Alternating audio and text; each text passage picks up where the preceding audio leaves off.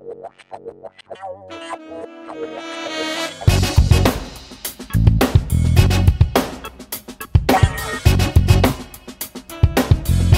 suis Hervé Girard, directeur de l'organisme de formation de l'école des parents depuis un peu plus de 18 ans maintenant.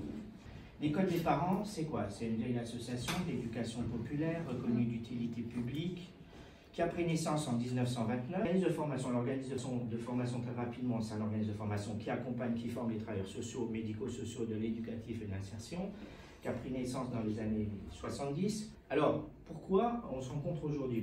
Déjà pour fêter le partenariat que nous avons signé il y a maintenant quelques années, finalement. Cédric Guinfet, qui est au fond de cette salle, qui interviendra tout à l'heure, qui est le directeur d'enseignement sur ce diplôme universitaire, processus pénal et violence de genre.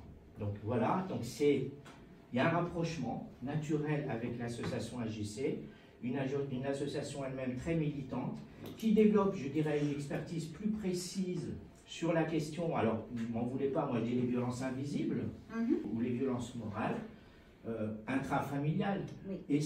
Pas essentiellement, mais plus précisément. Voilà, et c'est l'occasion de donner la parole à Chantal Forlité, c'est la fondatrice et présidente de l'association JC. Donc bonjour à tout le monde. Sur le sujet, effectivement, des violences morales, c'est notre domaine d'expertise.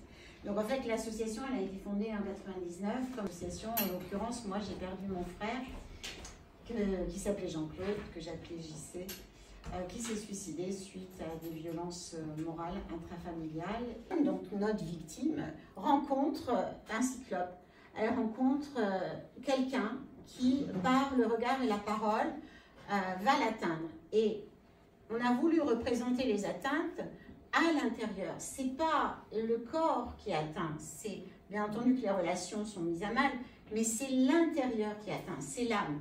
Et donc, on a voulu représenter le fait que l'auteur, il va entourer la victime d'un brouillard toxique, il va semer ce brouillard dans sa tête, donc il y a une véritable intrusion dans la tête.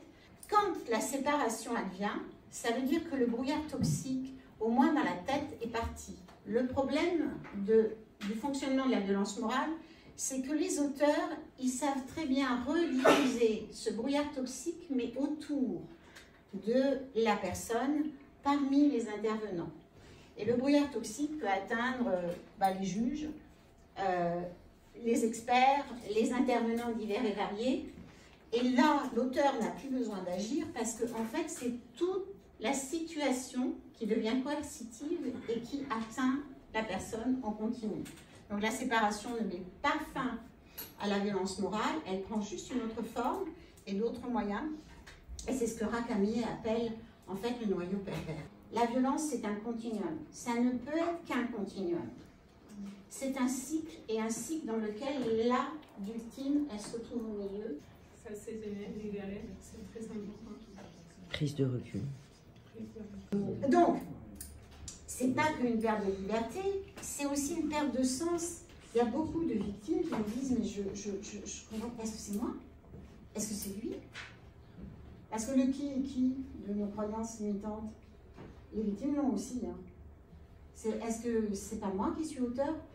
Et la preuve que c'est une victime, c'est qu'elle dit, est-ce que c'est pas moi qui suis l'auteur? Parce que l'auteur, il n'arrive jamais en disant, est-ce que c'est moi l'auteur? Est-ce que c'est moi la victime? Est-ce que c'est moi l'auteur? Non, c'est moi la victime. Voilà. Donc on n'est vraiment pas dans le même registre. Perte de choix, bien entendu, mais sans s'en rendre compte, bien souvent, perte du libre arbitre. On a ça chez les enfants aussi. Hein. Perte de repères. Les normes, elles ne savent plus ce que c'est. Apporter un éclairage complémentaire à ce qu'on a pu voir en première partie avec Chantal et Erika.